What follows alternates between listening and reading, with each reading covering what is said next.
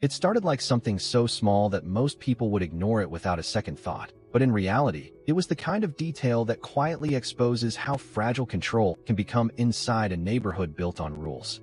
The homeowner lived in a planned suburban community where everything looked clean, structured, and carefully maintained. Rows of similar houses stretched through quiet streets, and every lawn looked like it was measured with a ruler. For years, the homeowners association had been nothing more than background noise.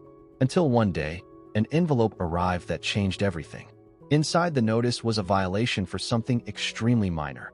The lawn was slightly uneven, but what made it shocking was not the warning, it was the penalty. It wasn't a destroyed lawn, not even close.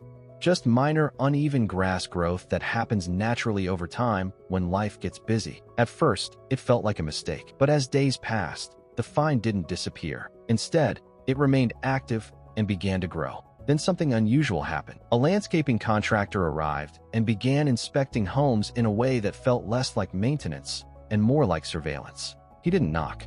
He didn't explain. He simply observed, measured, and recorded everything silently. Shortly after that visit, new violation notices began appearing across multiple homes in the neighborhood.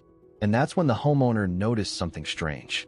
The enforcement wasn't random, it was selective. After the initial shock of the $5,000 fine, the situation should have settled down.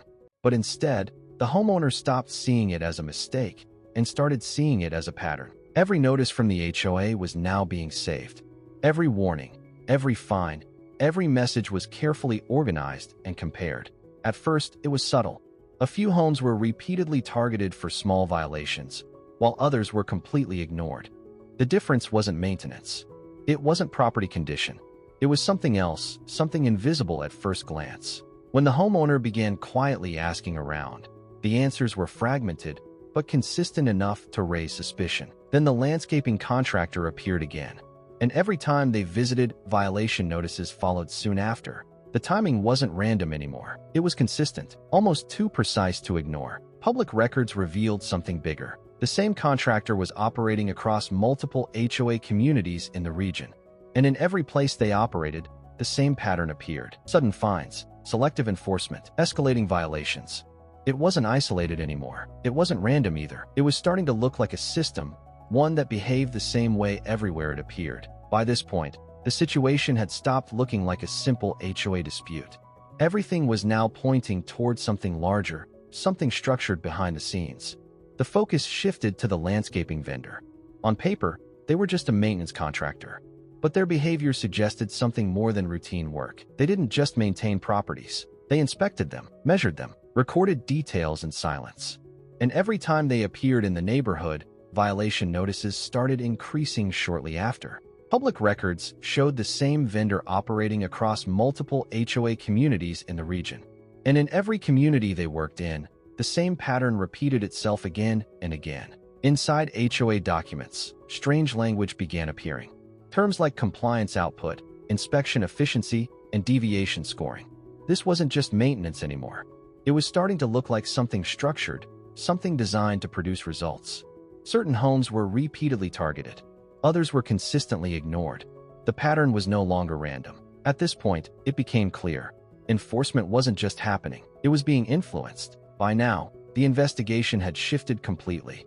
It was no longer about one fine or one lawn. The focus had moved to the people running the system itself. On the surface, the HOA board looked ordinary. A group of residents managing community rules and budgets. But the structure behind it was far less simple. The same names kept appearing across different responsibilities.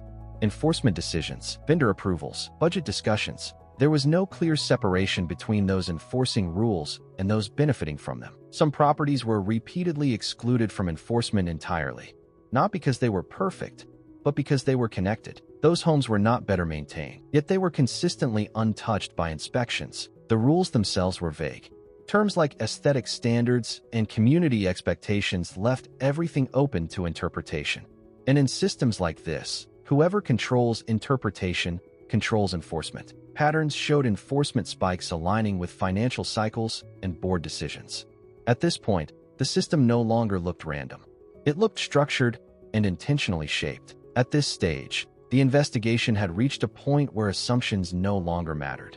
What was needed now was something real, something internal. That breakthrough came unexpectedly, not through official channels, but through discarded internal paperwork that was never meant to be seen. Among the papers was something different. A structured internal report focused entirely on compliance performance. Homes were no longer being described as homes.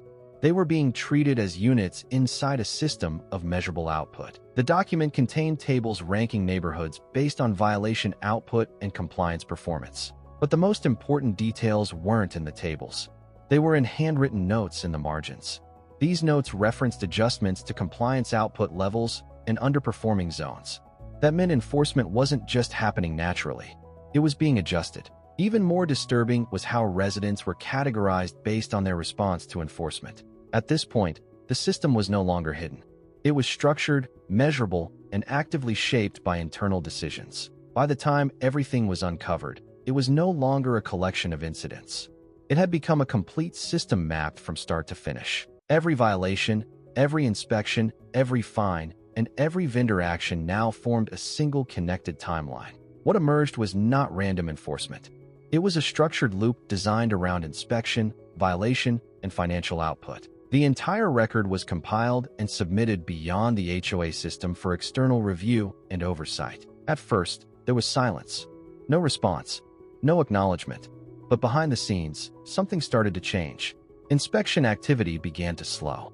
New violation notices stopped appearing at the same pace. The landscaping vendor that once appeared frequently began to fade from the neighborhood entirely. The enforcement pressure that once defined the neighborhood began to weaken. Over time, the neighborhood began to return to a more balanced state. Not perfect, but no longer unpredictable. The lawn that started everything was no longer important. What mattered was what it revealed about how easily systems can be shaped when no one is watching closely enough.